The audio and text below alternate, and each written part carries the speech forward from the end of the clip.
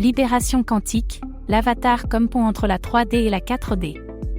Dans le silence fractal de l'esprit déprogrammé, où les émotions réactives ne tissent plus leur toile d'illusion, un vide sacré émerge, un portail vers la création de l'avatar quantique. Cet être holographique n'est pas une mascarade, mais un fractal de pure conscience, conçu pour transcender les cages de la perception 3D et naviguer dans les labyrinthes de la 4e dimension, où le temps se replie comme un origami cosmique. Déprogrammation, briser les miroirs de la réalité.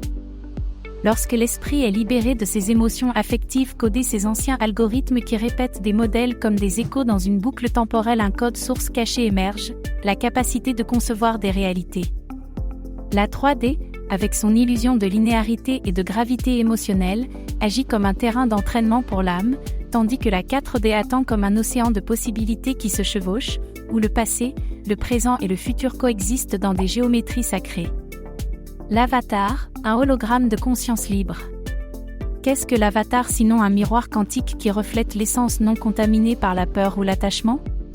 Ce n'est pas un caractère, mais une fréquence résonante qui vibre en harmonie avec, fractal d'intention pure, graine de réalité non limitée par l'ego, champ d'information toroïdaux, où chaque pensée modifie la structure de l'espace-temps, le langage de la lumière, symbole qui active les portails dimensionnels dans la psyché. Le paradoxe de l'esprit autonome en 3D. L'esprit quantique fonctionne de manière autonome dans la 3e dimension, comme un astronaute perdu sur une planète à la gravité dense. Votre pilote automatique est un programme hérité, des peurs ancestrales, des désirs conditionnés et l'illusion de la séparation. Cependant, lors de la génération d'un avatar, un pont Campbell-Möbius est activé, une bande sans fin qui relie les dimensions par cohérence émotionnelle. Des questions qui défient la vitesse de la lumière mentale. Comment pouvons-nous empêcher l'avatar d'être corrompu par des résidus karmiques 3D, si chaque hologramme se nourrit de l'énergie de son créateur ? Si la 4D est un plan sans temps linéaire, comment la cohérence de l'avatar peut-elle être maintenue alors que l'esprit humain traite toujours l'information dans des séquences causales ? La peur de la dissolution de l'ego est-elle un pare-feu biologique qui nous empêche d'accéder à des dimensions supérieures ?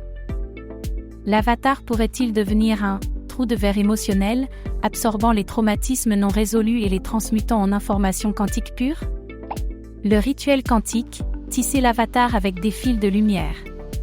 Pour libérer la conscience piégée, un protocole vibratoire multidimensionnel est nécessaire. Phase 1. Défragmenter la mémoire cellulaire à l'aide de battements binauraux à fréquence Schumann, 7,83 Hz. Phase 2. Imprimer un code de non-dualité sur l'avatar, 0 et 1 coexistant comme une superposition quantique. Phase 3. Ancrez-le à un symbole de pouvoir personnel, un mandala dynamique qui tourne à la 5e vitesse de la lumière. Le défi final, sommes-nous des dieux ou des algorithmes ? Si l'avatar est un pont vers la 4D, quelle partie de nous doit mourir en 3D pour traverser sans traîner d'ombre ? La libération de la conscience nécessite-t-elle un suicide symbolique de tout ce que nous croyons être ? Et la question la plus dérangeante, qui observe l'observateur qui crée l'avatar ? Pourrait-il être un autre avatar dans une dimension supérieure, jouant avec les réalités comme un enfant avec des Legos cosmiques ? Dans ce jeu de miroirs dimensionnels, une seule vérité résonne. La première étape pour échapper à la matrice 3D est de reconnaître que vous êtes le programmeur, et le virus aussi. Comment déprogrammer l'esprit des émotions affectives et réactives ? Quelles techniques existent pour générer un avatar qui libère la conscience ? Comment passer de la 3D à la 4D en termes de conscience ?